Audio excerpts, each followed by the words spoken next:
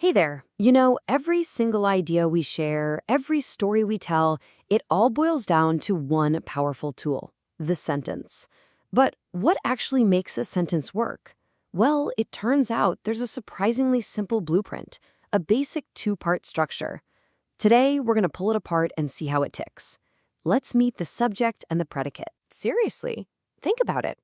We use sentences all day long. But have you ever stopped to wonder what really makes a bunch of words a complete thought? Is it just about having a capital letter and a period? Or is there something deeper going on? Well, the good news is it's definitely not magic. It's more like a simple recipe with just two ingredients. And trust me, once you see this recipe, you are going to start noticing it everywhere. Every sentence, I don't care how long or complicated it is, has to do two fundamental jobs. First, it has to name a person or a thing. That's step one. And step two, it has to say something about that person or thing. That's it. That's the whole game right there. Now, of course, grammar nerds have official names for these two parts, so let's introduce the stars of our show today, the subject and the predicate. They're the two essential halves that click together to make a whole sentence. And this split is the absolute key.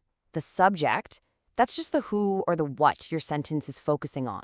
The predicate, it's everything else. It's the part that gives you the details, tells you what the subject is up to. One half names it, the other half explains it. So you can think of the subject as the main character in your little sentence story.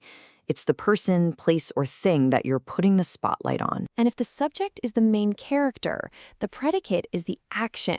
It's what that character is or what that character does. It's the part that actually completes the thought and makes it a full sentence. Okay, enough with the definitions, right?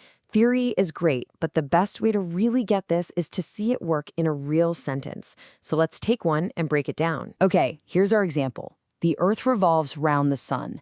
Now, to find the subject, you always ask yourself one simple question. Who or what is this sentence about? What's the main focus here? And boom, there it is. The sentence is about the Earth. That's our subject. So what's the predicate? It's everything else. Revolves round the sun. See that? A nice, clean split. Okay, that seems pretty straightforward. But English, it just loves to throw us a curveball now and then. Sometimes the subject doesn't show up where you'd expected. And honestly, this is where it gets fun. Check this one out. Here comes the bus. We say things like this all the time, right? But take a closer look. It doesn't really follow that subject-first pattern we just saw. It's like a little grammatical puzzle. So, your first gut reaction might be to say, well, the subject is here because it's the first word. But let's test that. Ask the question. Who or what comes? Is the answer here? No, that doesn't make any sense, does it? So here's the trick. For sentences like this, just try reordering the words in your head to make it sound more standard. The bus comes here. Ah, now it's totally obvious. The who or what is the bus. So the bus is our subject, even though it's hiding at the very end. All right, ready for the next rule breaker? How about a simple command, like thank him? Now, this is a perfectly good sentence, but where's the subject? It looks like it completely disappeared. This is such a classic grammar trick. In what we call imperative sentences, which is just a fancy word for commands, the subject is almost always you. It's just understood. It's not spoken out loud. So when someone says, thank him, what they're really saying is, you thank him. The subject is there, it's just invisible. It's like a silent partner in the sentence. Okay, so you've seen the basics, you've seen the tricky exceptions.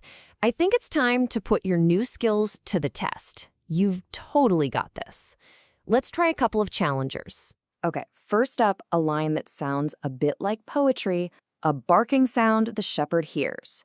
Now, don't let that fancy word order fool you. Just go back to the golden question, who or what is doing the hearing here?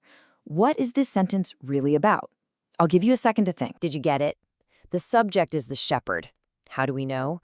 We ask, who hears? The shepherd hears. Simple as that. Everything else, hears a barking sound, is the predicate.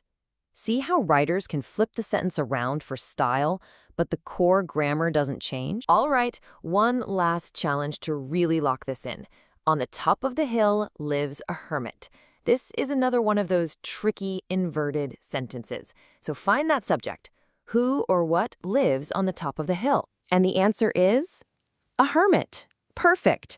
The hermit is the one doing the living, so that makes a hermit our subject.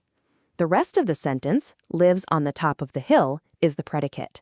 See, once you know what to look for, these tricky sentences aren't so scary after all. So, what does this all add up to?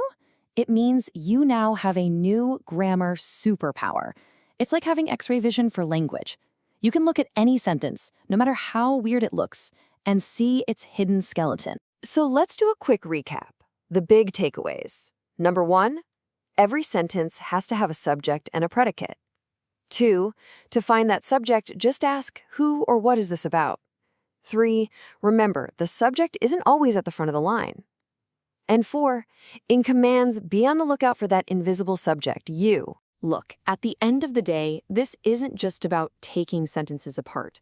This is about giving you the confidence and the tools to build your own sentences, stronger ones, clearer ones, more powerful ones. You've got the blueprint now. So my question